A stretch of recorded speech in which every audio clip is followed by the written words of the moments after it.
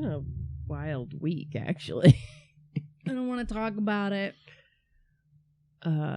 Yeah, what was I doing? Oh, I was looking at my calendar to meal plan for my family, and then I was looking at like the different dates, and I went, wow, how did this month go by so fast? And then at the same time, 8 million billion things happened. Like, I feel like it went by fast, but I also am like thinking like, oh God, that was like a couple months ago, but then it was the beginning of this month. yeah, Which keeps freaking me out.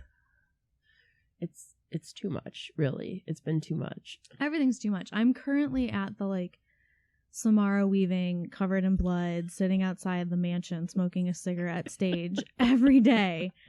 Every day. I didn't realize, I told you we watched Abigail last night, which I loved, by the way. Fully recommend.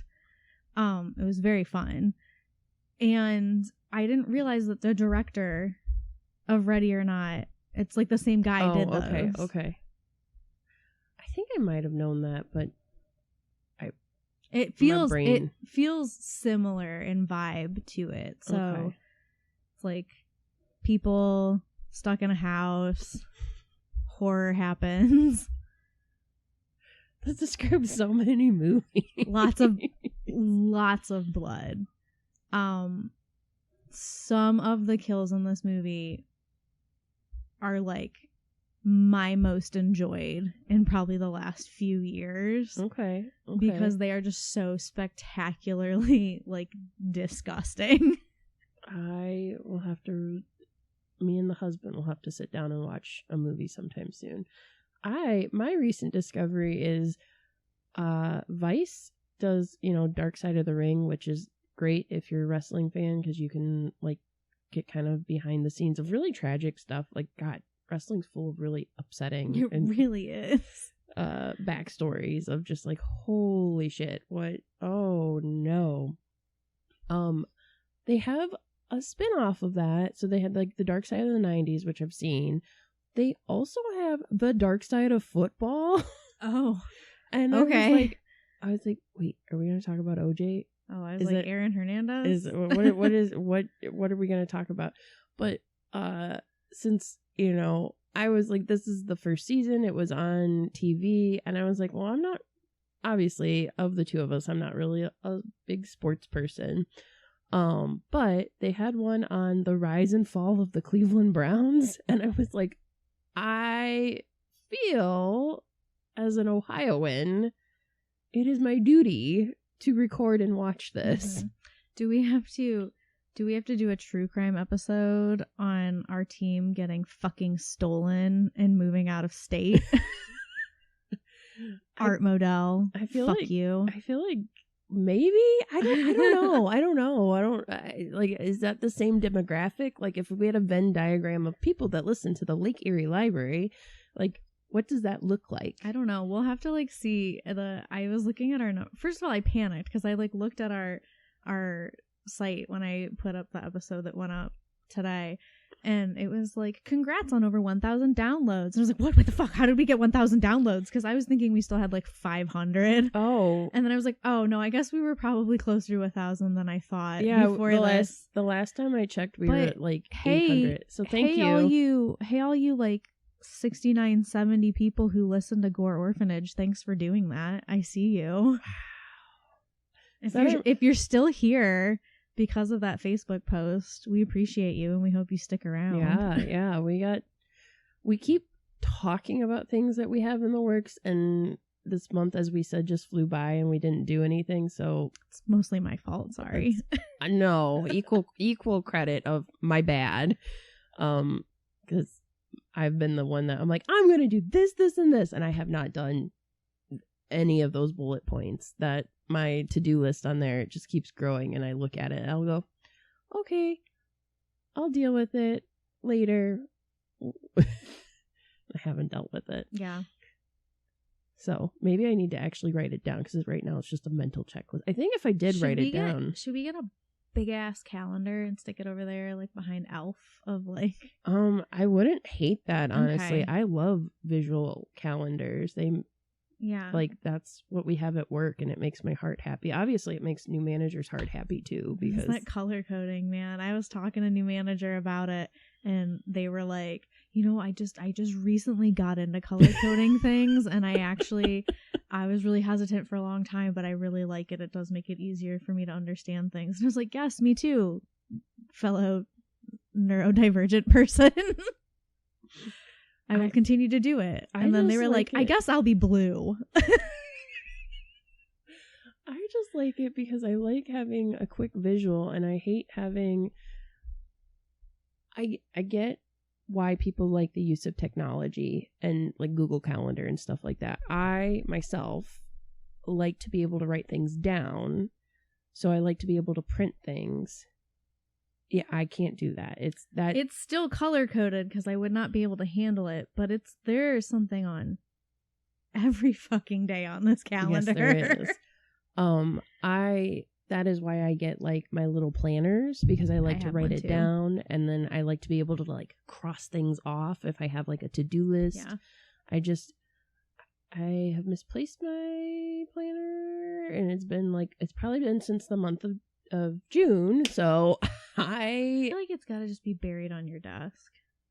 Maybe it might be home. I haven't really looked for it, but I'm like, I think that's why I felt very adrift this month. I think I'd feel better if I brought my planner. Maybe when I it's around this time that I start perusing my new planner for next year, even though I still have half a year in the one that I've got currently. So maybe when I go to order that, I'll buy us a big calendar. Maybe we can get some fun stickers for it or something. Yeah. I have so many stickers. I, like a true millennial, I don't know what to do with all the stickers I have. And I'm like, no, if I use it, I was like, listen, we grew up in a time where stickers were kind of finite, but now people are making all these fun stickers. Mm-hmm. But then I'm like, man, I spent $3 on the sticker. I don't want to just put it on any old thing. I want to put it on something that I'm going to use forever. Yeah, I feel like it's, like I was talking, well, okay, so I'm taking a class right now. It is like a psychology class, and we were discussing like altered states of consciousness, and we got into like hypnotism. And coworker Scissorhands was like, do you think hypnotism is real, or do you think it's like bullshit? Like, do you think that you could be hypnotized? And I was like, well, here's the thing. I think if somebody was like, hey, I'm going to hypnotize you, then anything they would say, I would just like intentionally dismiss. Mm-hmm. But hypnotism is like not about like, it's really just about how susceptible you are to suggestion. Yes. And so like some people are like very susceptible to suggestion, and some people are very like absolutely not, like you cannot affect me in any way. And I'm like, so if somebody was like, I'm going to hypnotize you, listen to my voice, I'd be like, yeah, no, we're already done. But I go to the grocery store and I see a sign that says 10 for 10 pasta sauce. And I buy 10 jars of tomato pasta sauce, which I don't even eat, because I was like, what a fucking deal.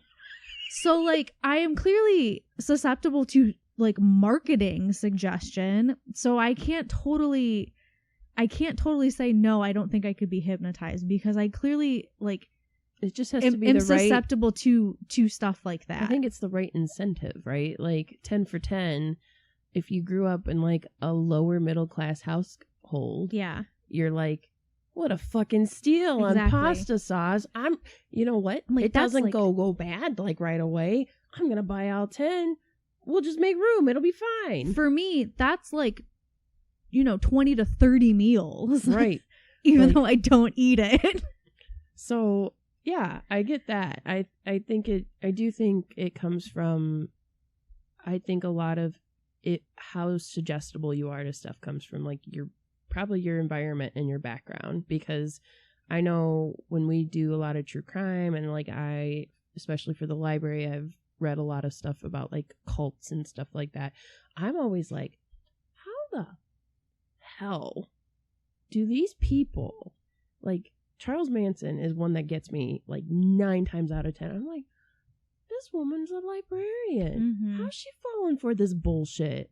Like, it's understanding like how humans work and being like, I I see that you just want to feel seen. So if I make you feel seen, you'll do whatever the fuck I want. And some of the like religious, like David from the, you know, the Branch Davidians and stuff like that, David Koresh. Yeah, I'm like, I did watch a TV show and I was like, okay, I can kind of see, all right. And I'm like, but then, like, these people, these husbands are letting their wives get laid by David. Railed. Yeah. In a sundress.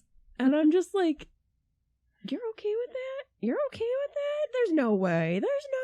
I don't know. That's like, I'm trying to figure out what would be the thing that, what would be the complete like, yes, this is okay. This is, I'm falling for it hook, line, and sinker. And I don't know. It'd have to be a real mind fuckery for me, I think, to get to that point. But so like I fall for things like that all the time. And so I'm like, maybe this is economically, they're going to get me economically. Right. So what I'm telling you is it would probably be some sort of weird multi-level marketing scheme. Right. Probably.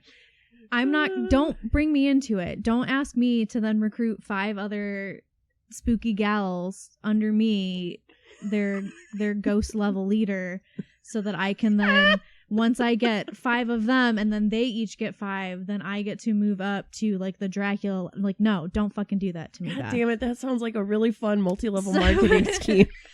So we discussed like the other day on one of the past episodes, I don't remember which one it was, maybe it's the one that went up today, about how like we fall for like Instagram. You open Instagram and they're like, I want to read that, and then the post disappears. And so I like save and like it right away so I can find it again. I'm like, that's probably the whole reason they do that, is so that people do that.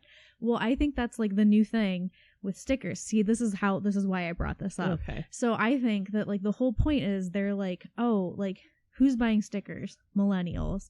Who grew up being like, no, I have to find the perfect spot for my sticker. I can't possibly stick this on just anything. Right. I have to choose. So you're going to spend money. And then you're going to have people who are like, well, I'm a water bottle girly. I really want to stick it on my water bottle, but it's going to come off eventually. So I better buy 2 or 3 of the same sticker. Right. That's how they get you. It's all a fucking scheme. It is. Thank you, capitalism. Thank you, psychology. Welcome to the Lake Erie Library. Everything's a scam.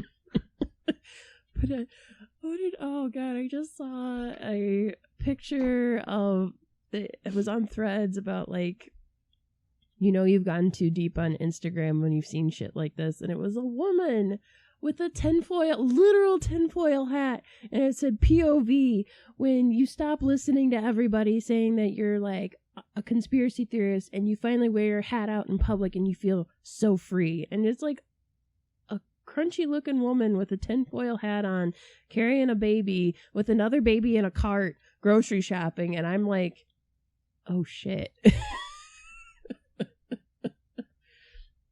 We have arrived.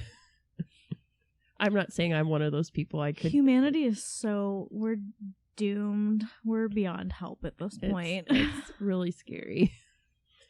But speaking of scary and being doomed, I think this is a good time. You know, it's hot, it's summer.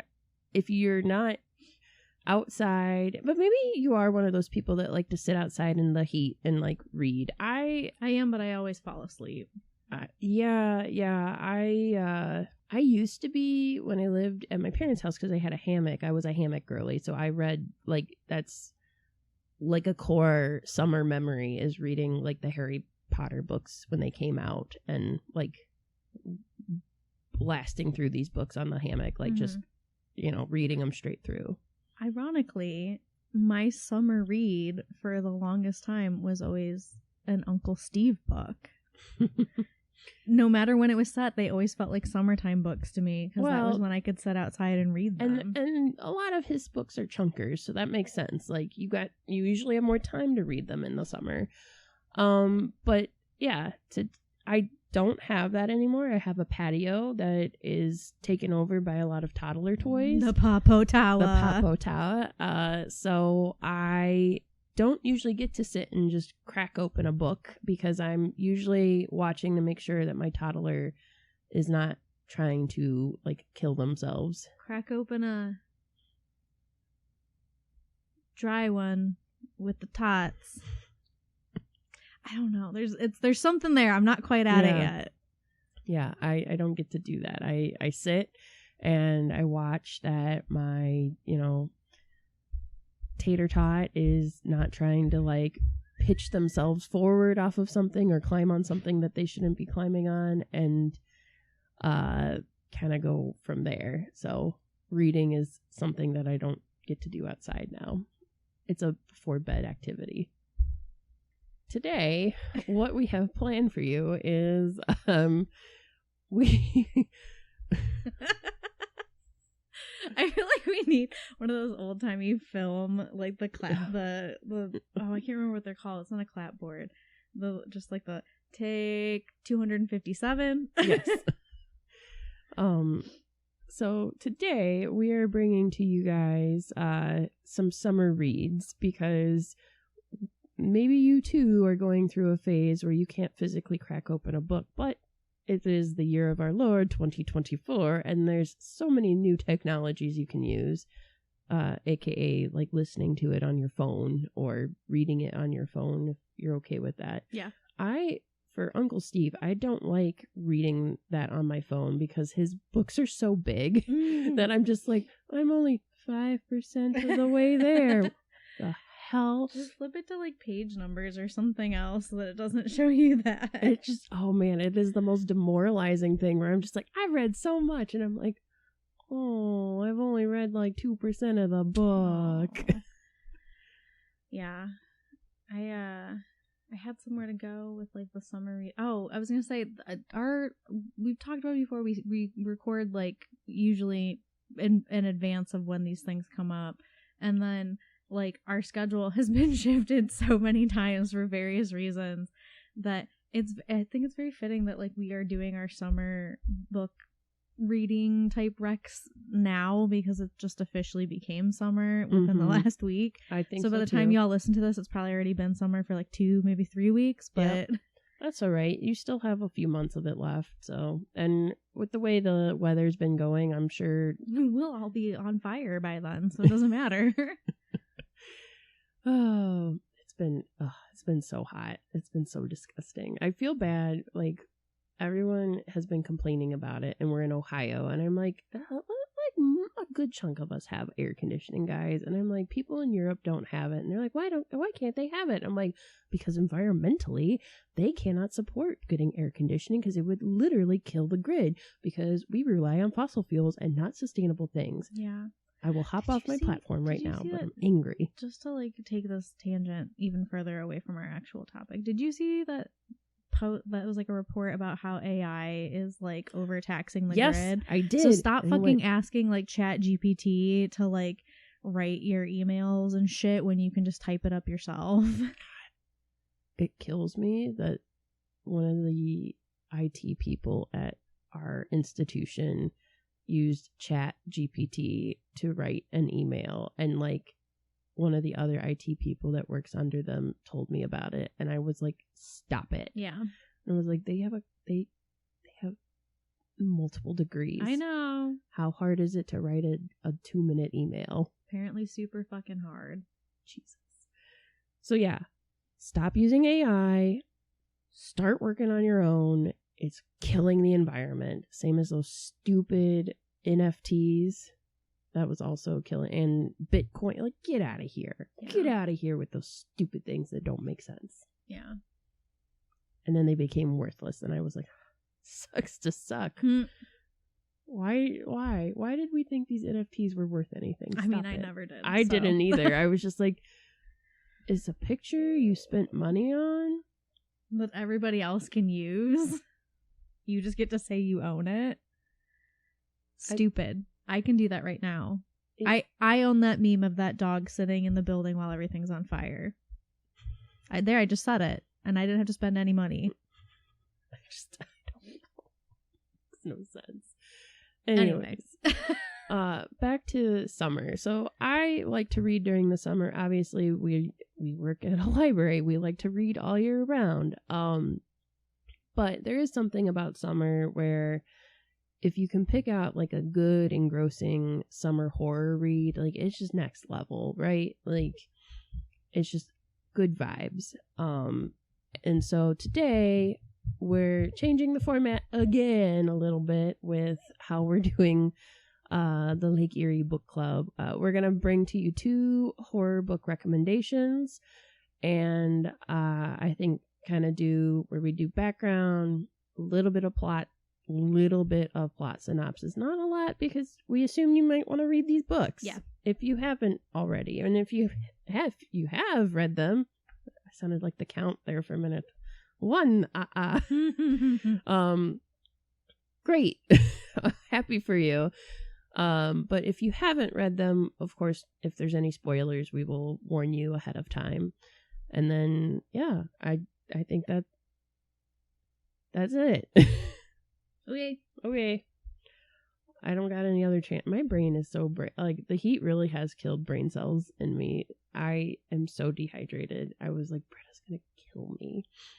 I think I peed maybe twice yesterday. Sorry, family that listens to this podcast. And I was like, I didn't pee very much yesterday, and I'm like, I drank so much water, which means I was just sweating. Yep. And it was just all going out of my body. I got the good old liquid IV in my and then I had tumbler. I too had like the little Propel like packets that you put in, and I always think about the thing you told me where if you drink water and you put something like that in and it doesn't taste like salt, it tastes like the actual like fruit mixture, the sweetness of it, that means your body's craving the electrolytes that it doesn't taste the salt. And if it tastes too salty, your body's like, nah, I don't need that right now. Yeah. And it hasn't tasted salty. So I'm like, why am I so dehydrated? Well, I will say the Propel ones are on the sweeter side anyway, though, so maybe it's not as dire as you're thinking. Usually you can taste it. I can taste the salt, so like I haven't been the past 2 days. Is that Zero and Stanley digging holes heat outside? It's gonna get everybody. Oh my god, it's just, and I was outside all day yesterday. Also, last segue before we get into this discussion, if you are one of those people that don't have air conditioning and you can't afford that Propel liquid IV life, your local library probably has air conditioning because it has to be climate controlled and temperature controlled for the good of the books, and you don't have to pay money to be there, and you can sit there all day, and you can usually charge your phone and use their internet. So please go there. And they usually have restrooms, and they usually have like a water fountain of some sort. So literally you could just chill there all day. And if you ask nicely, it depends on the library you go to, but if you ask nicely, they may be able to situate you with like a place that you could sit and like eat a snack. If you ask nicely. If you were like, I'm going to eat a whole cheese pizza in the adult fiction section, we don't take kindly to that, because usually you take your greasy fingers and you just start rubbing the books, and you leave your pizza box in a really stupid place. Or your half-eaten beef sticks in the stacks. Do you remember that summer? The half-eaten beef sticks and the open containers of yogurt that we kept finding everywhere. Yes. And then, didn't you find a bucket of chicken once? I swear you found there was a bucket of half-eaten chicken that was sounds familiar. Yeah.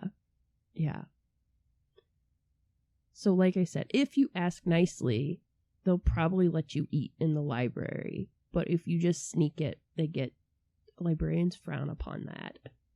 It's true. Anyways. You know what else we frown upon? Evil clowns? Creepy clowns in sewers. Same. Nailed it.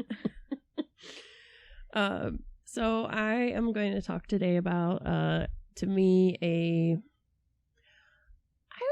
I don't know if I'd call this a quintessential Stephen King novel, but I think it's one of his most well-known. It is definitely one of his most well-known. I think quintessential to me would be like The Stand. It'd be like, yes, you have to read The Stand by him. The Shinin, yes.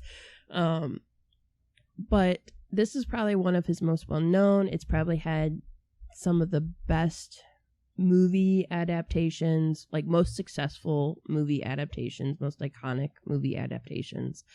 And it's It, which is also my least favorite Stephen King book to look up in our library system. So hard to find it. Really hard to find because our computer system doesn't like just looking for words like it.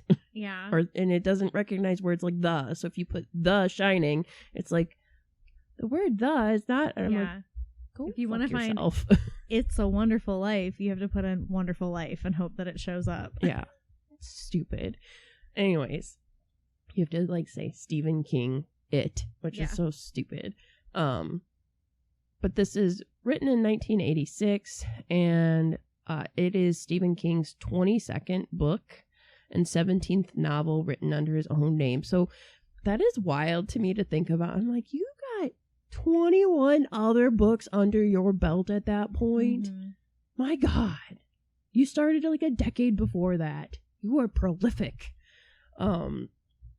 So for those of you who have not read it, a very, very general synopsis of it is there are 7 children who live in the town of Derry, and they are terrorized by this entity that is most notable as Pennywise the Clown.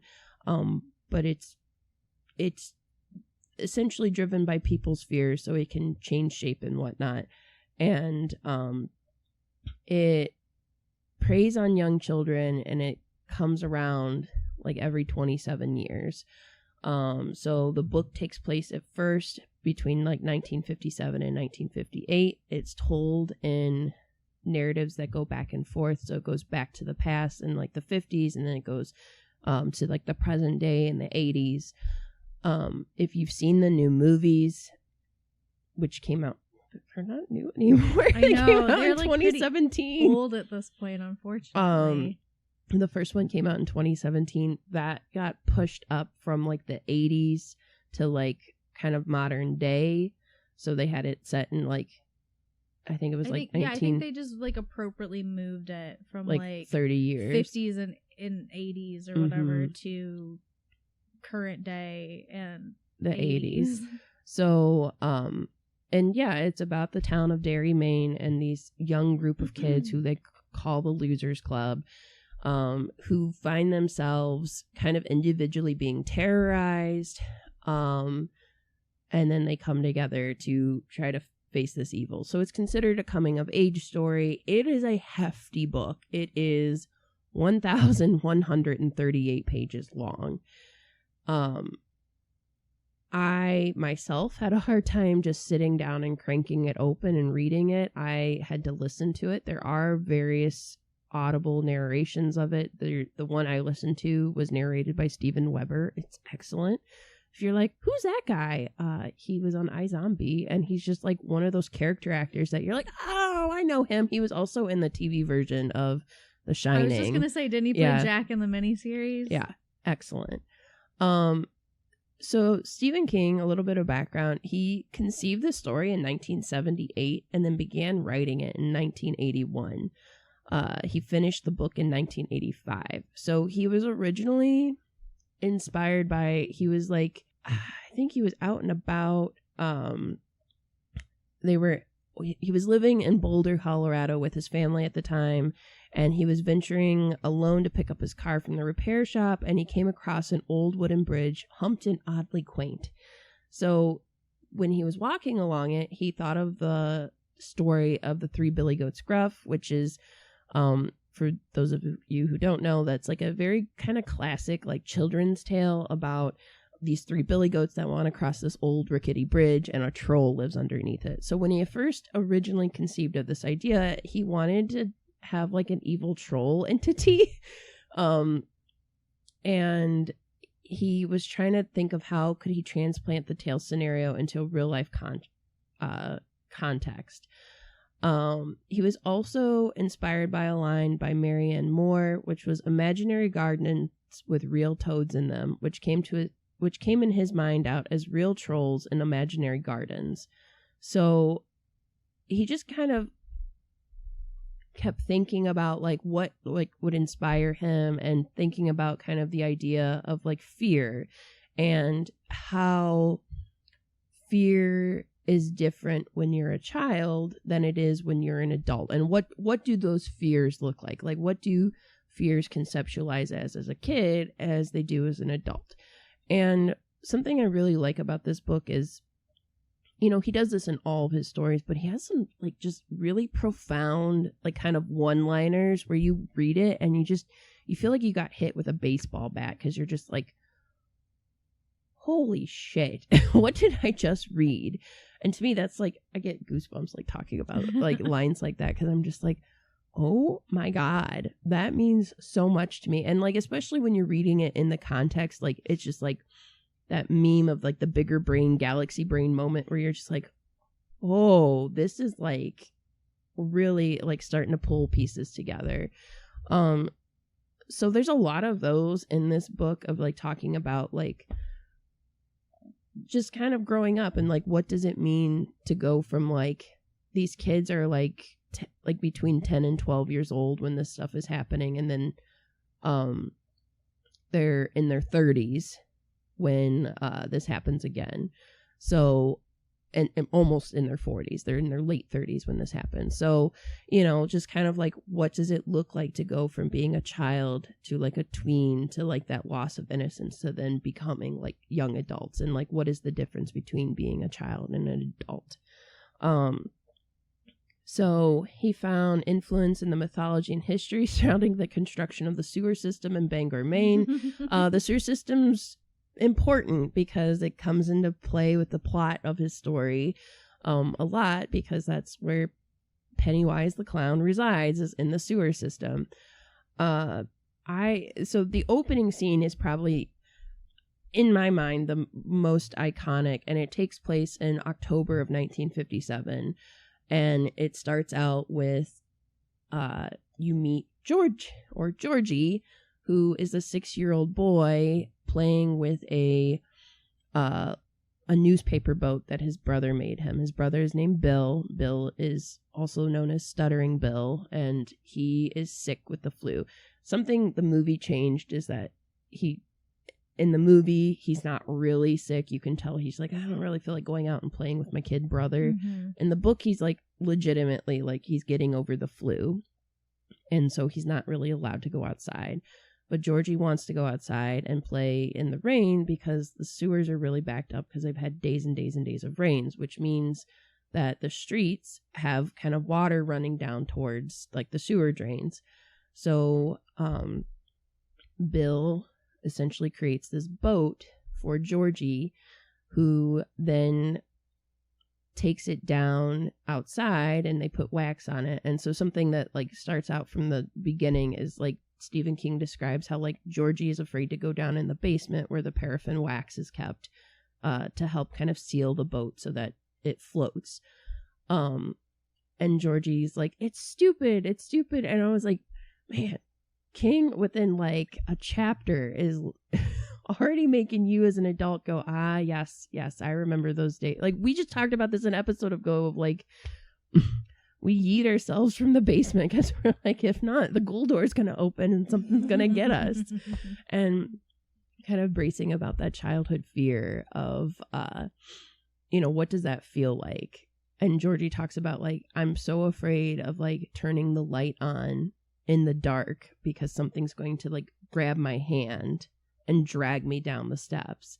And I'm like, man, Georgie, have we all been there?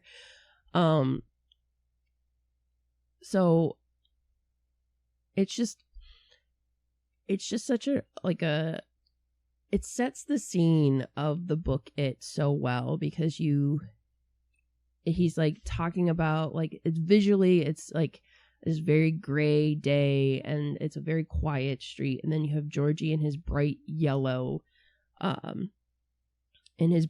slicker, and he eventually loses his paper boat and it falls down a sewer drain. And Georgie hears something down there and he looks, and it's introduced as Pennywise, and he's dressed as like, I'm kind of upset as like a reader, and I don't know how you feel about this, but I'm like, they have yet to actually how he's described. Like they're kind of close in like the remake, but he's supposed to be wearing like a silver like outfit, a vaudevillian like clown outfit with like bright orange things. And I'm like, I know for the TV series with like Tim Curry, he's very like what we think of what we think of as like a clown. It's purple and yellow with like bright red hair. And then for the newer movie, it is more vaudevillian. It's just like a white outfit instead of, I was like, you could have done silver. Why did we not do silver? I'm like, it's just one detail. And like, I'm like, I know it's being persnickety, but I'm like, one explanation is that it probably just does not film well. That's true. To have a silver outfit. Yeah. And two, it probably just looks dirty, right? Yeah. Like, the argument that I would also make would be that there is sort of like a an element of the story that has to deal with people's individual fears, and I think as a society, like, that type of clown is just perhaps not scary to people anymore. Yeah, that would be fair. And they also had to make, especially in the remake, they had to make it like they couldn't remake Tim Curry's outfit because they were already going to get comparisons. Like, Bill Skarsgård, who plays him in the new movie, he's not going to be good. I think it's also just like it. I mean, when you watch them, like the horror of it is just totally different. Like even though we keep saying the new ones, and they're what 4, 5, 6, 7 years old now at this point, almost a decade old. Like, it is for today's horror audiences. So like, he has to be scary in a totally different way. Yes, like Tim Curry's Pennywise is, to me, he is a menacing where you don't quite know what's going to come out of his mouth next. He doesn't look, he's unassuming, and you're like, okay, he's a clown, and it doesn't really look like Tim Curry. He looks like a clown because Tim Curry has got one of those villainous faces, right? But he's menacing in a way where you're just like, what he says is even kind of innocuous, but you're like, oh shit, that's not nice. That's kind of scary. And then like Bill Skarsgård is very like, from the jump, he's kind of creepy looking.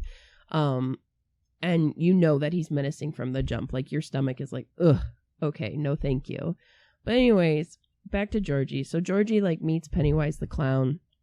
And I just wanted to read, like, this goes from 0 to 60 so quickly. He says, want your boat, Georgie? Pennywise asks. I only repeat myself because you really do not seem that eager. He held it up, smiling. He was wearing a baggy silk suit with great big orange buttons. A bright tie, electric blue, flopped down his front. On his hands were big white gloves, like the kind Mickey Mouse and Donald Duck always wore. Yeah, sure, George said, looking into the storm drain. And a balloon? I've got red and green and yellow and blue. Do they float? Float? The clown's grin widened. Oh, yes, indeed they do. They float. There's cotton candy. George reached. The clown seized his arm. Immediately, I'm like, oh no. So Pennywise grabs him. I'm not going to read the rest of it because it gets gory. And also, I Stephen King, please don't. We love you so much. Please don't yell at us or sue us. We're not profiting off of this. No. So he immediately starts explaining, like, as he's grabbing his arm, like, Georgie is screaming in terror. And in the 45 seconds the first neighbor heard the scream, Georgie dies. And it's told in pretty startling, like, good God, it is so horrifying when you read it. I understand why they do change that a little bit in the remake. They don't show that, obviously, in the original TV series because it's a made-for-TV movie. But that is the pinnacle or the start of kind of like Pennywise's like reign in downtown Derry.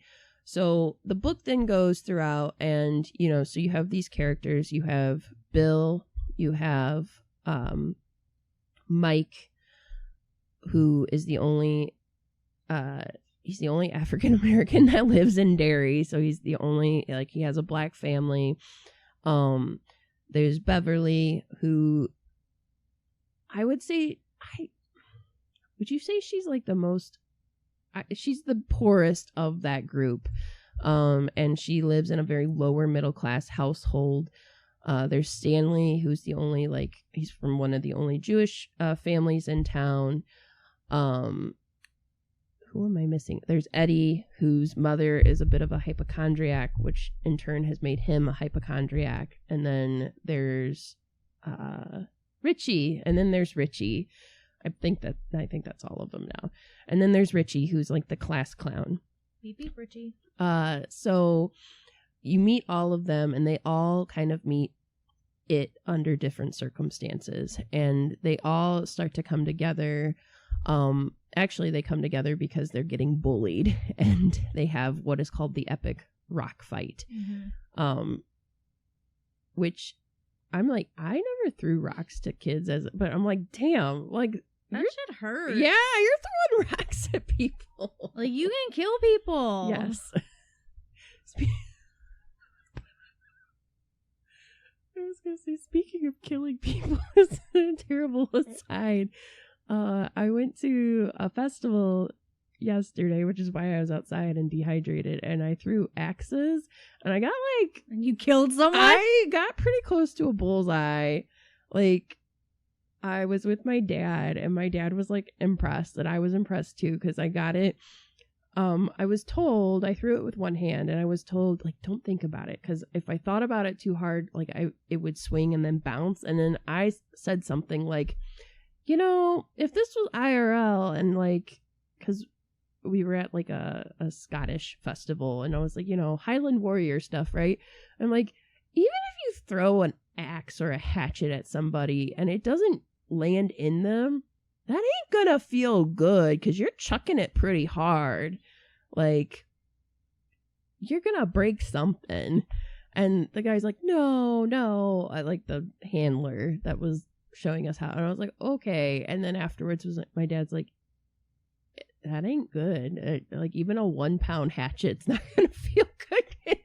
And I was like, so what you're telling me is, theoretically, I'm like, look, if Rick from The Walking Dead can like just carry a hatchet around and go through a horde of zombies, I might be okay. He's like, yeah, but don't throw the hatchet into the horde of zombies. That's your last defense, because you kind of need it. I thought this was going to be the way you were going to tell me that you were getting like a concealed carry or an open carry permit so you could carry around a fucking hatchet all the time. And I was about to be like, well, it's been a fun ride here at the podcast. But no, I just, it did make me feel capable that I am able to throw a hatchet fairly accurately. But rocks, hatchets, it don't matter. If you're throwing them at somebody's head, it's not going to end well for that person, especially if you have good aim. So they all come together, and when this story is told in alternative perspectives, they decide that Pennywise has to go, and they have to research it. And you also get, as a reader, you're getting a lot of background about Derry. So you find out that like Pennywise has been kind of terrorizing Derry for a long, long time. And it's something that I think the movies kind of do well, is you see that like the adults in the area don't seem to kind of care. Like, there's missing children. There's, you know, kind of terrible, like, Mike's background, his parents are they're gone because they were in a terrible fire that like racist people started at this like primarily like a jazz nightclub.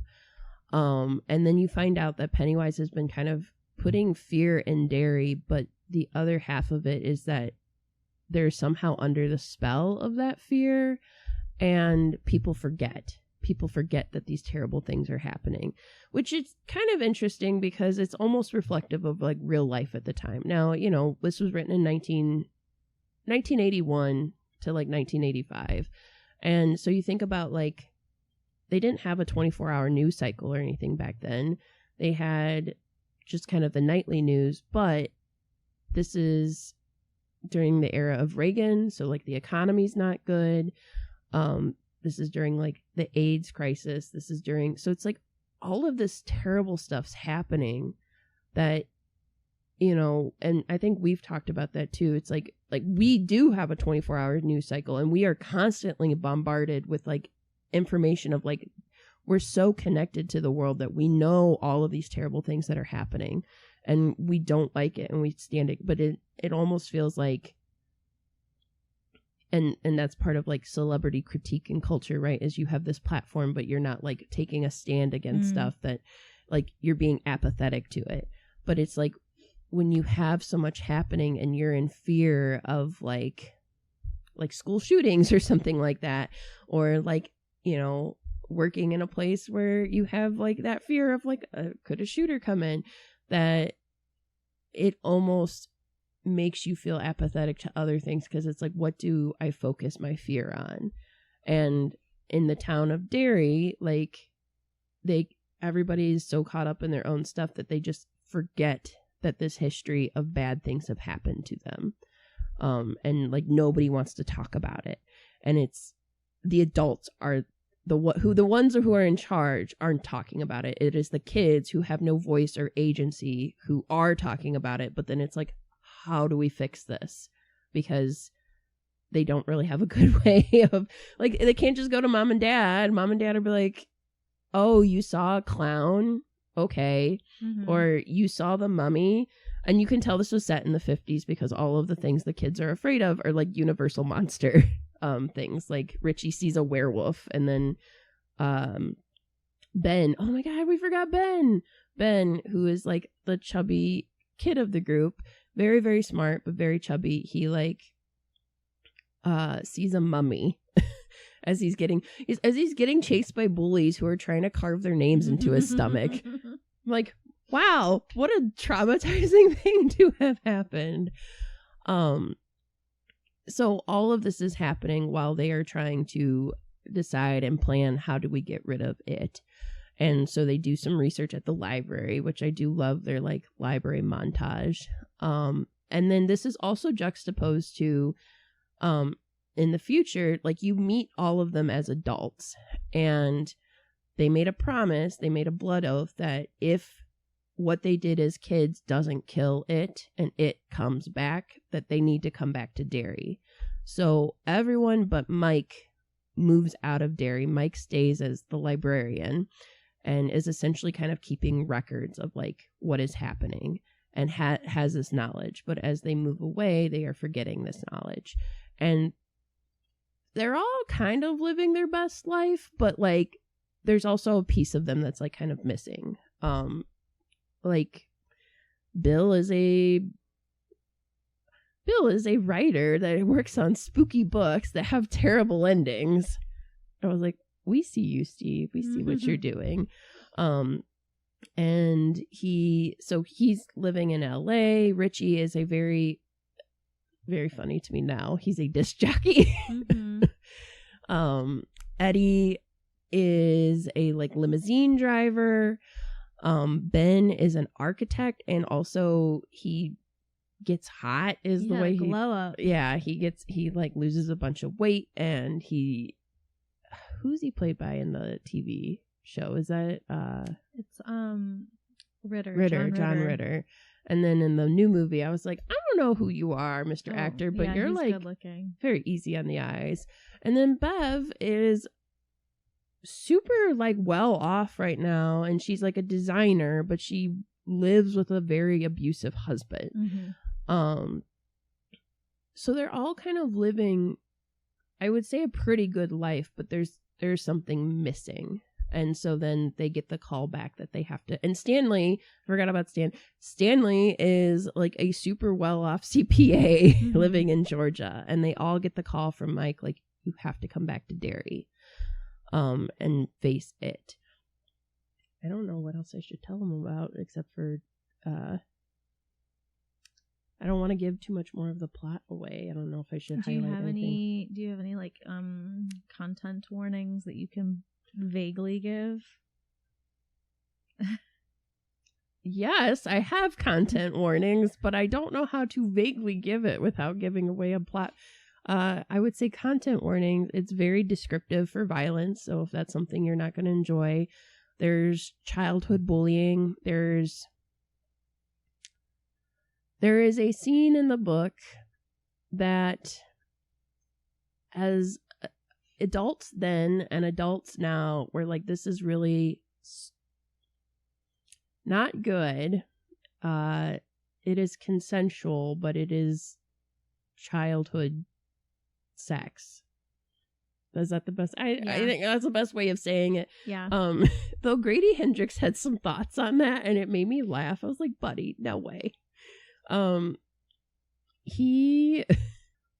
would also say, if you don't like spiders, trigger warning, there's a lot of spider talk in this.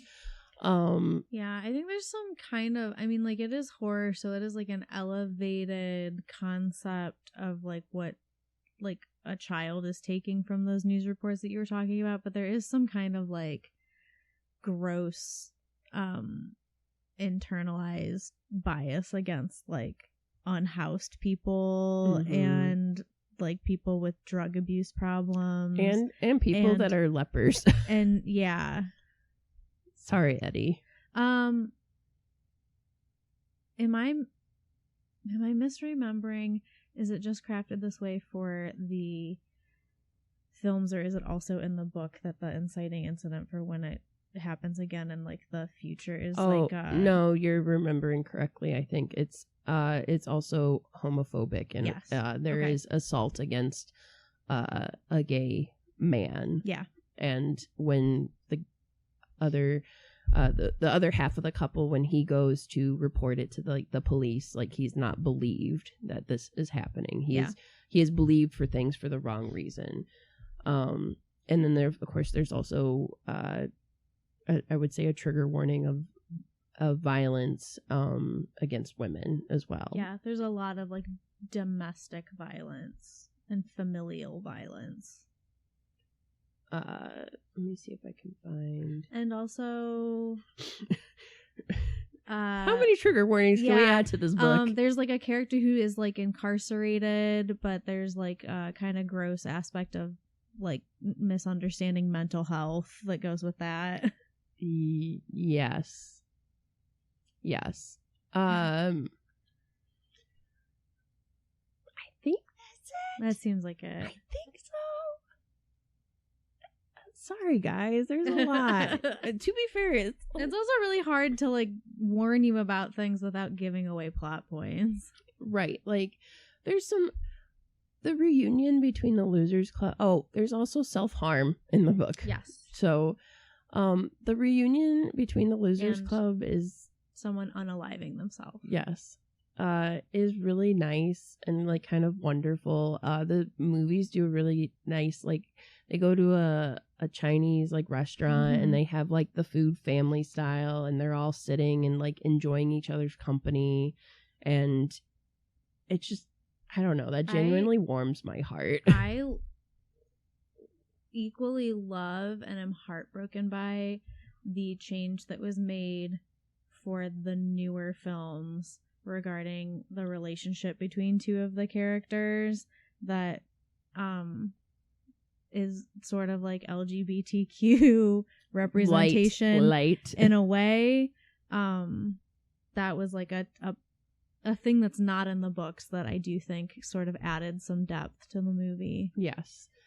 I can't find it, but something. Look it up. You guys have Google. Grady Hendrix said something about like how the sex scene I mentioned was like, he's like, sometimes that kind of stuff's necessary. Sometimes you need a coming of age moment, and sometimes literally it's a coming of age. Like, what a bad pun.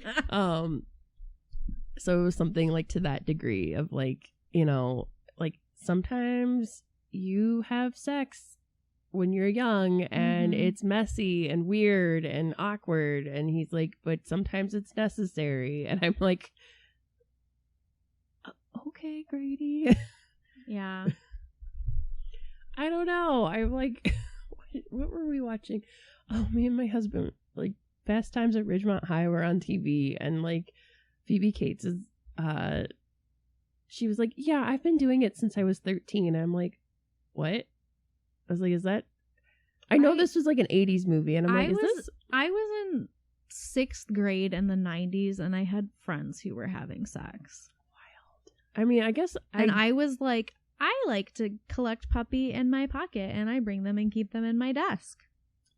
There were definitely people in like that were 13 or 14 in junior high who were talking about having sex. And then even in high school, like I remember that was a whole conversation I overheard where one of my classmates was talking about like, I might be pregnant. I'm like, oh no.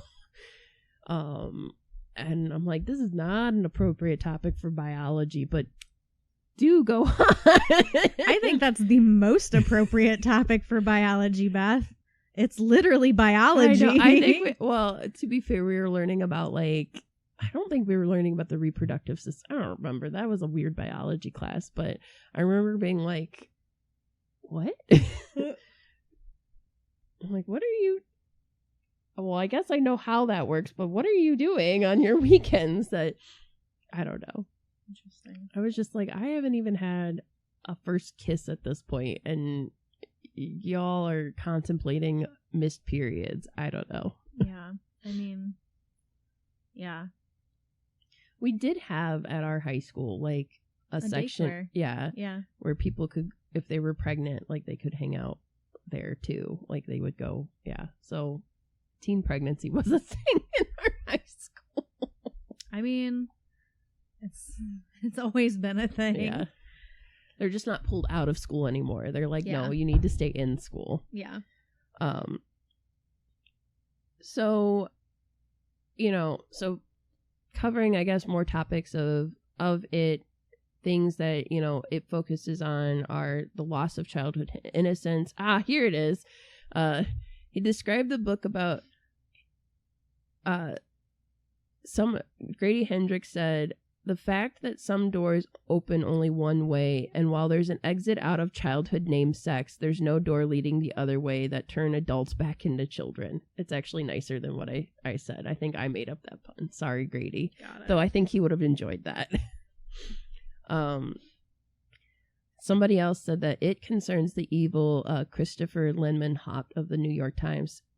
It concerns the evil that has haunted America from time to time in the forms of crime, racial and religious bigotry, economic hardship, labor strife, and industrial pollution, and that the novel setting is a museum filled with the popular culture of the 1950s, which is very true. Brand names, rock and roll songs, and stars, the jokes and routines of childhood in that era. It does feel like if you've ever read it and you've read like Stephen King's biography or like On Writing, it does feel like an homage to his, or like Dance Macabre, which is like his essays about horror films throughout the years and stuff. It does feel like a little bit of a love letter to his childhood and things that shaped him as a kid. Like, there's a scene where they go to like the movies and they like talk about being at the movies like all day and having like multiple levels of like the theater to go in. And in the 50s, like you could pay like 50 cents and literally be at the theater for a double feature and then like a 20-minute like thing in between. And, as somebody reading it now, like I read it, the first time I read it, I got to like, not even a third of the way through the book. And I had to stop because it was too intense for me. I was like, it's not the right time. It's not the right place. And then I ended up trying it again. And then I kept starting from the beginning, of course. So I'm like reliving George's death over and over. I was like, this is fine. This isn't traumatizing at all. And when I finally got through it, while I didn't grow up in the 50s and like I didn't go to the theater all day because movies were only $5 when we were children as opposed to almost $20 today, I still recognized, I'm like, oh yes, like I remember being a child and being allowed to do like go and hang out, ride my bike and hang out with friends and be gone for a chunk of the day and then be expected to be home by like dinner time type of thing. And I'm like, I feel like for younger readers today, they may not have that because there is kind of a decline in that type of childhood as we see the rise of like other bad things happening. People are more, I would say parents are more fearful for their kids, and kids don't experience this type of stuff. And the things that kids I think are fearful of are completely different. Like kids aren't afraid of like jump scare type, like we've talked about that, like when we talk about like what we do for the library and like telling kids spooky stories around October. Like we can't tell them about like scary stories to tell in the dark because that's not spooky to me. But like jump scares and zombies with their heads cut off and blood spurting everywhere, that's kind of creepy to them. Or like creepypastas are scary to them. But like, you know, the idea of ghosts and stuff stealing your big toes, those are not so scary. Yeah. So some people thought the book was a little long and a little bloated. I do think it's a little long in parts. I feel like it could have been tightened up, but I enjoyed it. But as I said, you're not really reading just for the coming of age story. You're learning about Derry and the town of Derry and like what has made it tick for so long. And you can't do that in a short way, unfortunately. For its legacy, obviously, when it was released, it did receive mostly positive reviews, minus the fact that some people thought it was bloated and people had issues with the sex scene that we have described that we haven't told you context of. But otherwise, it really made a lasting legacy, I would say, with popularizing clowns being spooky. Yeah. And then really also popularizing kind of Stephen King in TV and in movies and stuff like that. Like while people had saw Salem's Lot, and that was like a really popular made for TV movie, I would say it was probably even more popular than that. I think it's generally scarier yes. than most of the other things that you had like heard from. Yeah. As I do the scratching of the little kid on the window from Salem's Lot. Look at me, teacher. That's what I think of every time I think of Salem's Lot. But I've also been staring at your killer clowns from outer space, like drawing that's on the floor over there. Oh, that my sister did? It's terrifying, right? Yeah. It's great. Yeah. Hasn't been weird at all this whole time that you've been talking. Yeah. Really scary. I mean, I don't think Stephen King had intended for the clowns to be just as scary, but this was also like, I think right after the time with like John Wayne Gacy as well too. So it's like you had kind of this moment happen. It's a fitting, I don't know, what is it? Not really a metaphor, analogy. I don't know. I feel like it's fitting that it's like a clown, because the thing that makes clowns scary is that like they're generally supposed to be happy and bring you joy. So like when they do bad things, your brain can't reconcile that. So like your childhood is supposed to be joyful. Right. And you're supposed to have these happy memories that you can remember. And then like you have these adults who like don't remember their childhood because it was terrifying. Right. And you have these adults, you have these people in power who are not preventing their children from experiencing these scary things. Like they don't, in the town of Derry, they do not recognize that like these bad things are happening and they're not fixing it. Like there's childhood bullying and stuff. Outside of the like supernatural elements of this that are scary that they're not preventing, like a lot of these adults are like perpetuating like real life horror. Right. On these like kids. Systems of abuse, like the racism and stuff like that. And it's just, and like there's a really domineering mother who like instills this like anxiety and fear of just like the whole world is like poison and is out to get you, and like one of the kids. Yes. So Eddie, I love him. Yeah. So yes, if you're looking for a hefty book but you're looking for a good coming of age story, I would recommend it. And that's without giving any of the plot away. I think it's also a good tale of friendship. Like, there's a really good quote about how friends are good. Friends are there for you whether you talk to them or not. They're the people that you want, like, kind of by your side, and it's just excellent. And it is a good summer read. Will it make you rethink, like, I don't know, going into the basement or walking by a sewer grate when it's rainy? Probably. Do I have any recommend? If you read that, should you watch the films? Yes, I think those are good. I think they're both really good for different reasons. Yes. I think that the movies are able to be they're more accurate. The newer movies are more accurate to kind of the high points of, like, the book, whereas the TV show, I'm thinking, due to the technology and special effects, we're not able to do some of those things. But I feel like the TV show does a better job of showing the bonds of the characters of, like, the Losers Club than the movie does. And it's just really fun to watch, like, John Ritter, like, gleefully ride a bike Yes. as an adult. Yes.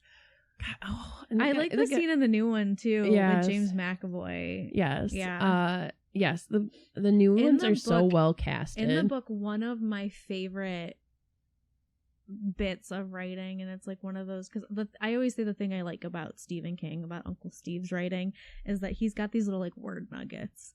And, like, just the way he describes things is so, it, like, just really hits sometimes. And you're like, yes, absolutely, I've experienced that. Or, like, yes, like, that is really resonating with me.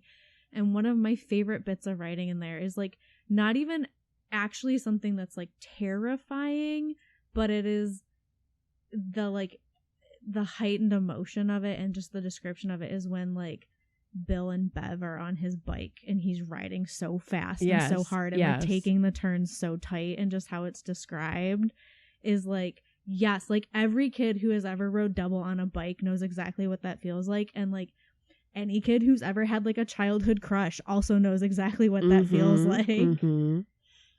Yes, all the childhood crushes in this are so well written. He's like, little kids, not so great at writing them. Like, they're all a little bit too, like, twee for me. Too precocious. Yeah, but, like, he's really good at writing, like, tweens and teenagers, I feel like. Yes. He is really honed in on that part of, like, young adulthood. We'll also say, it's just like, if you're a Stephen King fan, a character from The Shining shows up for a hot minute in this book. Hot minute. Yeah. And it is also connected to the Dark Tower series in a not the most direct way, but in a way. So after you get done reading it, isn't there also some crossover with Pet Sematary when she's in the car and she's driving past Derry and she's, like, getting, like, physically ill, trying to get back, and it's because of, like, her proximity to Derry? Yes. Derry is mentioned in Pet Sematary. Yeah. So, you know, if you're beginning your Stephen King journey and you're like, how is this book connected? Like, look afterwards. Pepe Silva in the basement and the red in the newsroom. It's all fucking connected. It's all connected. But yeah, I hope you guys enjoy it. I hate saying I hope you enjoy it, because I feel like I have to really emphasize the word it, and it just sounds silly to me. But yeah, I hope you guys enjoy the journey of reading it, and hopefully, if you're, like, intimidated by how chunky it is, read it in chunks and listen to the audiobook if you're an audiobook listener, because that's extremely helpful, and Steven Weber does a really, really good job in reading it. And he's really scary as Pennywise. Oh, God. I love him. But not in, like, a creepy way. I enjoy him. Oh, I enjoy him in the creepy way, too. I find him very attractive. That's not how I meant. That's not what I meant. Oh, God. What a weird Sunday. All right. Well, since we listened to me prattle on for 45 minutes. 12 hours later. So at this point, some of you are sitting there going, yeah, I know, I've seen it. I read it. great. There's nothing left for me here. I don't want to reread it. I've already watched them. Wow, got some haters. But on I this want podcast. something like it. I'm all caught up on fucking Stranger Things. I got nothing. What do I got? What can I do? Well, you can read Summer of Night by Dan Simmons. So I have not read Summer of Night. it is the first book in a series by him that is like the what does he call it? Like it's like a seasons of horror type thing. Okay. So there are 3 more books. There's Children of the Night, Fires of Eden, and A Winter Haunting. A Winter Haunting is the only one that is like it features one of the characters from Summer of Night as an adult. Okay. Characters from Summer of Night feature in the other 2 of those books and in some of his other books, but they're not like necessarily the main characters. Who does this sound like? I know. So, before I dive into some like nitty gritty, I will give you a little synopsis of it. So it is the summer of 1960 in Elm Haven, Illinois, and 5 12-year-old boys are forming the bonds that a lifetime of changes will never erase. But then a dark cloud threatens the bright promise of summer vacation. On the last day of school, their classmate, Tubby Cook, vanishes. Soon, the group discovers stories of other children who once disappeared from Elm Haven, and there are other strange things happening in town. Unexplained holes in the ground, a stranger dressed as a World War I soldier, and a rendering plant truck that seems to be following the 5 boys. The friends realize that there's a terrible evil lurking in Elm Haven, and they must be the ones to stop it. I think I checked this out, and I was like, this looks really cool, and I just never got around to reading it. It took me a while. I bought it on the recommendation of like a bookstagrammer who's very into horror that I followed, and she enjoyed it. And I've also read The Terror, which is also by Dan Simmons, and that's like entirely different subject matter. It's about a ship that was like sort of like shipwrecked in the ice floes in the north, which I'll circle back to The Terror in a little bit. But okay, just kidding. Maybe I checked out another book that had a very similar plot synopsis and like similar color scheme vibes, but much the more. covers like that really hazy, like yellow streetlight glow. There's that one. There's and one then of there's a school this, like, too. There's someone posted this like cool art, which there's that's fun. it's like purpley and whatnot, and I think I've seen a book with a similar cover. Now, oh God, there's one where it's just like an old-timey school and like sort of ominous clouds in the sky. This is going to be a whole other, like, for shits and giggles, or S's and G's, as I like to say at work, deep dive of trying to find a book. And then you'll be like, Beth, it's this book. And I'll be like, no, I don't. Oh, it is that book. Yeah, I remember we did that for like months trying to find the one book. You're like, it has just like the corner of a house and kind of blue in the sky. No, not that one. No, not that one. No, not that one. No, not that one. Man, there were so many. Yep. No, not that one. There were so many we looked at. Sorry to deep dive. But now I'm curious because I'm like, what did I check out? And I don't keep my checkout history because, you know, I just don't. Yeah. Another day, another search. So it is very similar in many ways to it, to the point where a lot of haters are like, this is just him copying it. I'll tell you, Stephen King thought it was great. So it's got the Uncle Steve stamp of approval on the story. Imitation's the best form of flattery, right? So I will say it is similar in the ways that it is like a coming of age story. It has like these like hints of even like the body to it. Okay. A lot of people are like, oh, it reminds me of Dandelion Wine by Ray Bradbury. So it has like this sort of same small town coming of age, kids like making that transition from childhood into adulthood, banding together sort of vibe to it. It's very summertimey. It's a lot of kids on bikes. Is it 1,100 pages? It's not as lengthy, no. It is. Then it might shorter. actually be nicer for the summer. But I would say it's shorter because he does not include all of the sort of like pop culture references that King does. I kind of missed that in this book just because that's what I like about how Stephen King writes. But I know a lot of people hate that. it's also a much slower like burn and build to the story. So like you get these scenes of horror that are, I think, genuinely scary, but it takes you a while to get to the really spooky ones. Like you get these little glimpses of it in the beginning. I mean, like it starts literally on the last day of school, and it is the last day of school for this building because all of the kids will be moving to a new building and like school building will be shut down. And so you're getting it like from the perspective of this kid in like the last school period of the day. Like, this is all that's standing between me and summer vacation and freedom from this building. And their teacher, whose name is like Mrs. Dubbit, but they call her Double Butt. Like, it's very like 11, 12-year-old boy humor about things. It has this sort of like ancient horror and useless adult crossover that we see in it. It even has like a kid who's kind of bookish and goes to the library and does this like deep dive into like the history of something related to the town. Yeah. Dwayne is he's my favorite character out of all of them. There are bullies akin to, is his name Patrick Hofstadter? Is that the bully in it?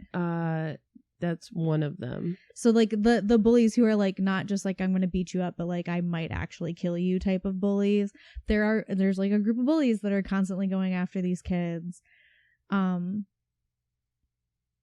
I think it's a different type of scary than it, but I also think it sort of scratches that itch of like, I want it, but I don't want to read it. And again, like I don't want to watch Stranger Things again. So it's good for those kind of things. There is like the pseudo autobiographical aspect to it as well. Simmons says that pretty much all of the characters except for Dwayne are based on like him, his brother, and their childhood friends. So the characters you have are Henry Bauer. Sorry, Henry Bauer. Thank you. It was really bothering me because I was like, Patrick is the skinny one that like, is he the one in the fridge? That okay. That's like the corpse in the fridge and he's like talking, but Henry is the one that's like, I have a knife, I'm gonna carve into you. Yeah, so you get some bullies kind of like that. There's also like some of the adults have this sort of like scary aspect to them in this. And you have similar to like Bev's home life with her dad and how it is disruptive in certain ways. Like one of the boys, his dad's like an alcoholic, and so there's like, you know, these moments of like, well, like I can't even get my dad to help me because he's probably blackout drunk right now. But the characters are Larry and Dale Stewart, who he says are modeled after him and his brother Wayne. He grew up in Elm Haven, or like not Elm Haven, but he grew up in like a small Illinois town that's very similar to how he set this. I think it's Brimfield, maybe. And then they're friends when they were growing up. Mike O'Toole and Jim Hatton. He wrote them into characters Mike O'Rourke and Jim Harlan. I love when authors are like, I'm not even fucking disguising who He's this like, I'm just is. gonna give them super similar names. That's fine. Here you go, buddy. It's perfectly fine. I did read recently that I think it's acceptable for certain things. Like in the Labyrinth, Toby was like one of the creative director's like sons, and he, you know, he's a baby, and so he had a different name, like a completely different character name, and he wouldn't respond to it, which makes sense. He's a baby, so they changed the character to Toby. That's because so funny. And I was like, you know, makes sense. You gotta do what you gotta do. What you gotta do. And I feel that kind of makes me feel like, did he like start writing this? He was like, and then Samuel, who was like talking to this person, and then Mike said, no wait, shit, I changed his name to Samuel, hold on, let me go back and change this. So there's also another character, Kevin Grumbacher, who's based on their friend Kevin Hasselbacher. I honestly thought you were gonna give me like, who's based on Joe Keller. No, like he's still a Kevin. So yeah, Brimfield, Illinois is where he grew up, well, for part of his childhood, and so he like, that's the basis for Elm Haven. And then there's some incidents in the novel, like there's a free show and a fair, and these are based on like actual things that happened during the summer when they were like kids. There's also a character named Dwayne who is friends with Larry. And then there's Cordy Cook, who is Tubby's sister. Tubby is the one who goes missing on the first or the last day of school. There are some like truly traumatic moments in this for me. They involve animal death, so I'm giving you a heads up now. There is a dog that dies. It's not as traumatic as the cats that die, but the dog death is really sad. Like, I was really heartbroken by it. So it's not awful in the way that the dog dies, but like the circumstances leading up to it are very terrifying. So just be forewarned, there is animal death in this. And then we're trigger warning this entire episode. Yes. Yes. And then on the same line, there is in the like last third of the novel, there is a chapter. It gets really clunky around this part because they're reading through books. They're reading through one of their friends' journals that he took notes in about history.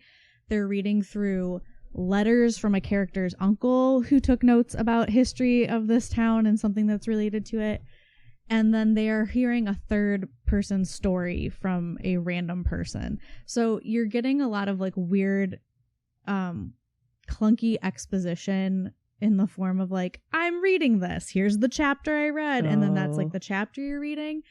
But one of these is a story told from like, well, this is what this person said happened back in the dark days of our town. And it is super heavy on the N-word hard R. Ooh. Like, to the point where I'm like, I get it. I get what you were trying to do here. You were trying to make this person who's telling it sort of like an unreliable narrator and someone that you don't like. Mm-hmm. But it's a bit overkill. It's a lot. There's points where it's like almost every other word. Holy crap. So, forewarned on that as well.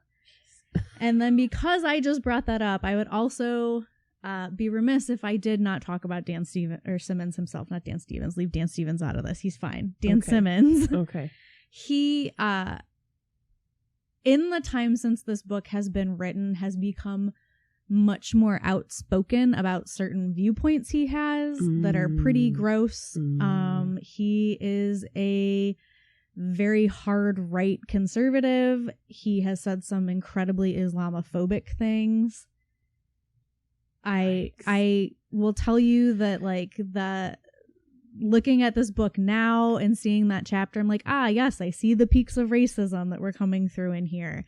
So like, just if you're going to read this, go into it knowing that, and then for the love of God, don't go anywhere near like the like chat stuff on his page because it's a terrifying place. Jeez. And then there's been like a lot of discussion because he's won a lot of horror awards, and he has also written some sci-fi that has won a lot of awards and was like sort of like renowned in the world of that genre. And now people go back and read it and they're like, oh, like, okay, I see it even now. Like, when this came out, I didn't take it that way, but you were already sort of putting your gross opinions in here. Big yikes. And like hiding it under that. And like, I just did the same thing. Like, because I looked at that and I was like, wow, like this feels gratuitous, the use of this word. I don't know that we needed all of this. And so I kind of looked into him and then I was like, oh, yikes. Okay, I shouldn't have looked at you at all. But then thinking back to when I read The Terror, I'm like, yeah, there's like a lot of colonialist like views in that and like colonizer mentality and like a lot of like sort of derogatory light racism against Asian people. And so I'm like, oh, okay, it was always there. We just didn't see it. So I would feel bad if I didn't tell you that he's kind of a douche canoe in real life. And just let you read this book and really like it. I still think it's a good book, aside from like, you know, some of those viewpoints. Well, and, but I mean, how much time passed between the time he wrote this book? He wrote this in the early 90s, and now I mean, that's unfortunately, and that's not to justify it, no, there's still gross viewpoints. It's just but it's in the past, decade, people who have these viewpoints have become more outspoken about them and have sort of slammed it in your face because of politicians in our country who gave them the okay to do that. Right. So it's so scary. Yeah. So I would feel wrong if I did not mention that he's gross in real life. All I'm thinking about even though right now I enjoyed the book. Hashtag trigger warnings. Hashtag this. Hashtag that. Hashtag it's gonna be this giant chunk of text. Yeah. I usually just do that big content warning, and I just put all of that and then I'll put timestamps of hey, skip this part if you don't like this stuff. So I mean, yeah, I still think it's a good book. I can say that looking at the gross parts of it now. There's a scene where Dwayne, who like I said is my favorite character, he's also the only one not based on a real person, so I think that's maybe why he feels so much more fleshed out than some of the other characters. That is a basic writing exercise that I've done several times, where it's describe your childhood home, okay, and then describe a place you've never been before, Norway, and when you read them back, your childhood home does not feels very stilted, and because you're trying to get everything exact from your memory, whereas when you're writing about something that you're imagining, it's more fleshed out because you imagine these things about it. I think there's also a little bit of when you are writing a story and all of your central characters are based on actual people who are probably going to read this and be oh, that's me. Right. You don't and then you write something that is not how that real person would have behaved in that situation. You feel like you can't write that because you're oh, well, he's going to read this and be why'd you make me do that? I wouldn't do that. And so then it's a detriment to your story because you can't fully let it develop in a certain way. I 100% agree. So I think that is why Dwayne feels much more well developed as a character than the others. And he has this scene where he's basically making a stand. He lives on a farm outside of town, so everybody else lives closer to town, and he's always got to ride his bike in from so far away, or he's got to walk all the way into town to hang out with them. And they have the bike patrol meetings instead of the losers club, so they would all meet and hang out in their sort of designated hangout spot. And he'd be oh man, that means I gotta walk all the way into town. Thanks guys. But he's making a stand on his farm, and I think that's the scariest part to me of everything that happens. And there's it runs the gamut of sort of ghostly type things to scary realistic murderers to Tremors adjacent monsters.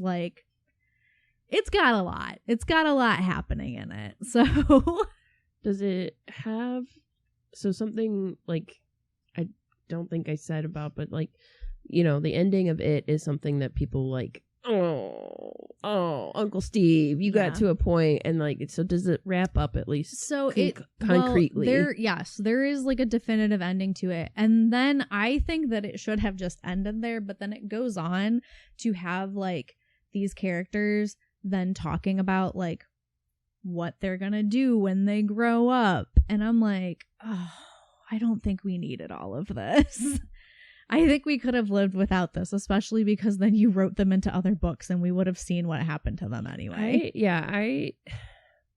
There's also one that's maybe this is another content warning, not necessarily trigger warning, but one of the characters is super Catholic and is really into hanging out with the priest, not in a gross way, but in a very religious yay Catholicism way. So if you've got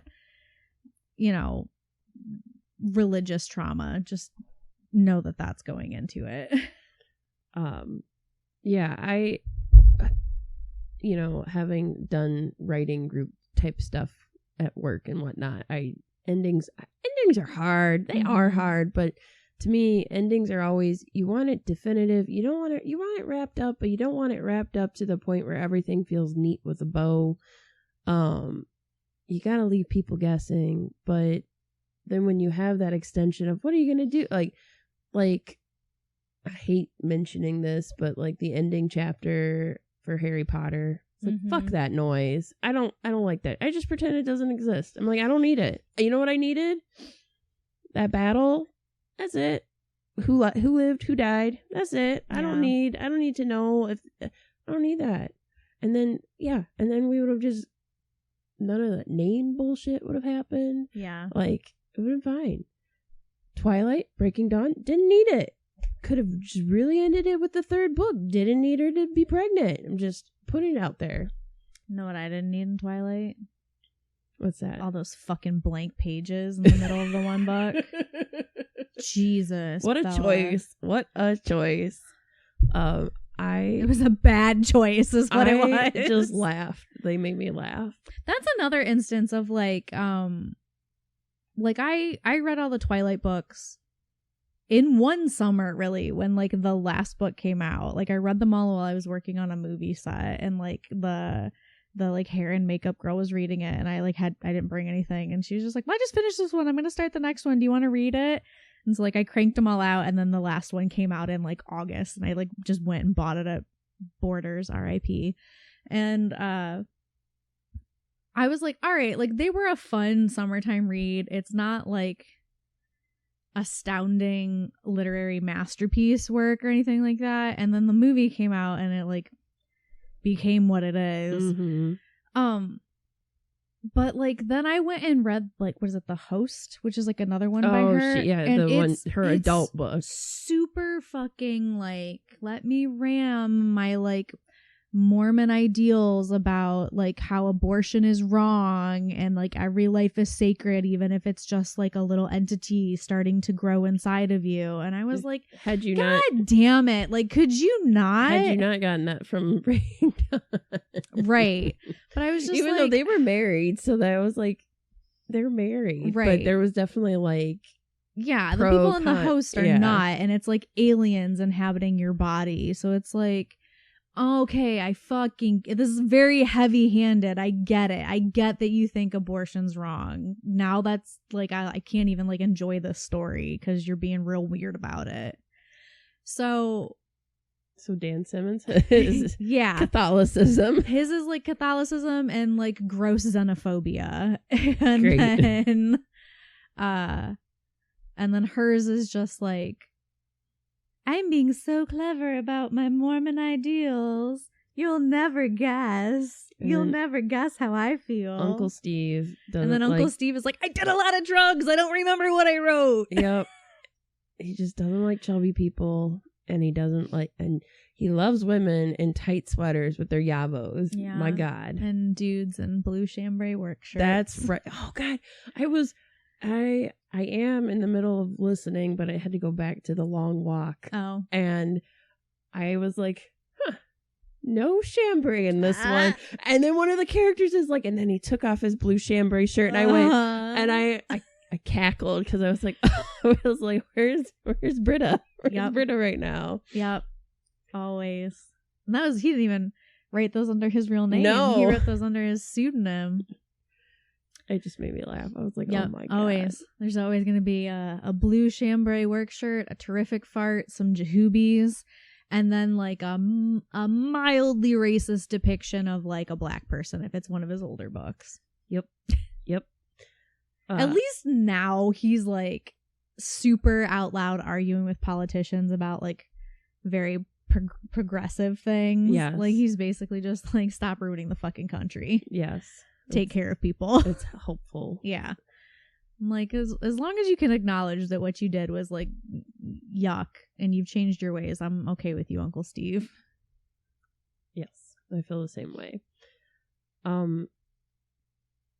You gave us like a basic plot synopsis, but like I mean, what is like the evil? Do we get any without spoiling? Can you give any more of what this entity is? That's like, oh, it's hard to talk about it without spoiling plot points. Okay. I guess I could say it's a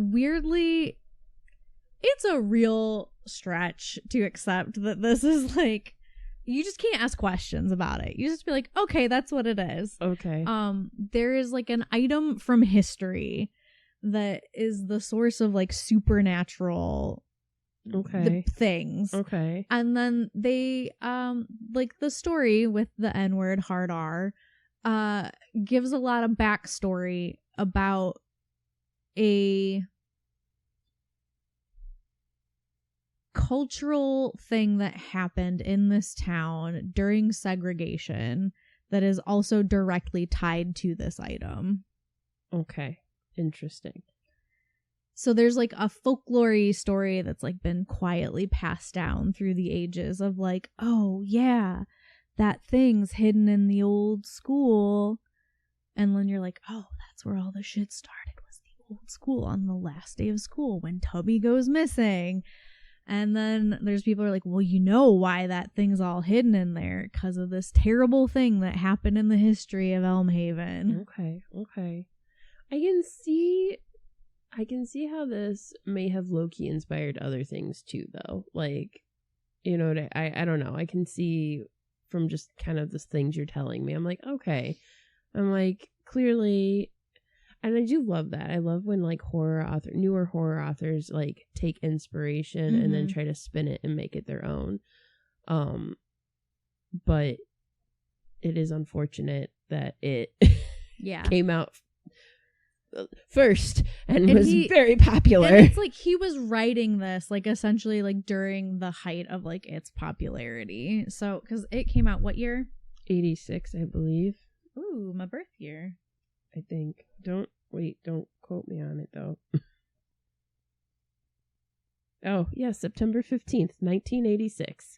So, Summer of Night was published January of 1991. Okay. So, like, a little over 5 years later. Yeah. So he's, like, writing it during that time period when everybody's, like, still reading it and it's, like, huge and they're making a mini series of it and, like...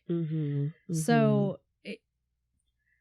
He had already published his, like, I think it's like Song of Kali or something was like his most well-known book. And it blew people's minds, this book. They loved it. So he was already an established writer, but he was like kind of trying to find his footing in like this era of horror at the same time that it was like a big thing. So like, I'm sure it influenced it in some ways, but like, again... There's only so many stories in this world. So like to be like, this is straight up just a like plagiarized version of it. I don't think that's true. No. And I mean, because with it, while it is the charm of it, or the heart of it, and maybe the heart of this book is the characters' relationships with one another. It's the coming of age part. It is having these things kind of define them into adulthood. And you're getting these kids when they're just kids, whereas in it you're getting both them as kids and as adults. Right. It all takes place in the same summer. It's not like over the course of years. And there's also, I feel like it's very heavily weighing on these kids that like if they don't save themselves, like no one's gonna save them, which is that's like a key factor of them being like, well, we're the ones who have to stop this, right? So, but that's also I love that in coming of age stories. I think that is what makes a good quintessential coming of age story, because that's what makes Stranger Things work, right? Yeah. Like, Will's missing. How do we, like, who's going to find him? The police? Well, Hopper's got some stuff going on. Right. I mean, the adults are much more capable, but they do have adults who help them in Stranger Things, like Hopper and Joyce. But Hopper and Joyce themselves are also outsiders. Like, they are not, like, in the realm of adulthood, they are not viewed as, like, adults truly. Like, Hopper's an alcoholic and he's got some emotional issues. Joyce comes off as, like, a wackadoo. And she's a single mom. And she's a single mom who's struggling to, like, pay the bills. So, like, they are still not considered, like, adults, which is why I think it also works for them, because even though you have adults who are capable and who can help you, they're still also not taken seriously. Right. But I think that works. So that gets to the heart of what we like as readers, because children across the board in society are the most disenfranchised and voiceless of any, like, given population, right? Because children aren't usually allowed to voice their opinions. Their parents get, like, more of a say over something than, like, a child. Like, a child doesn't know better than the adult, is, like, what we are taught as children. So giving a voice to them and having them be independent and having them solve these adult issues, really, I think it tends to the heart of our childhood. And, like, you know, what are things that happened to us as kids that I'm like, did we make the right decisions? Like, did we, you know, have we been put in the, because I think every kid has a coming of age story of some sort. Yeah. That got real deep for a little minute. It happens. But that's my recommendation for those of you who are either, like, I've already read it, I still want to kind of, like, have that vibe of it, but I don't necessarily want to go through it again. Like, I don't want to read that brick. Or people who are like, I need something just, like, slightly tamer, or I need something that's not as Stephen King-y. I need something shorter is, like, a very valid thing. Like, it's like 25 or 26 hours narrated long. Like, I can't sit and listen a full day. That'd be cool, but I can't. But yeah, if you guys are looking for just kind of a quintessential horror to read and to vibe with, you know, put on your new wave synth soundtracks. Summer of Night it's 473 pages hardback, 600 paperback. Whew. So it's half the size. Yeah. Half the size. Get your lemonade or your whatever your drink of choice is. And maybe a snack. I don't know. I'm weird about my snacks when I'm reading. I don't know.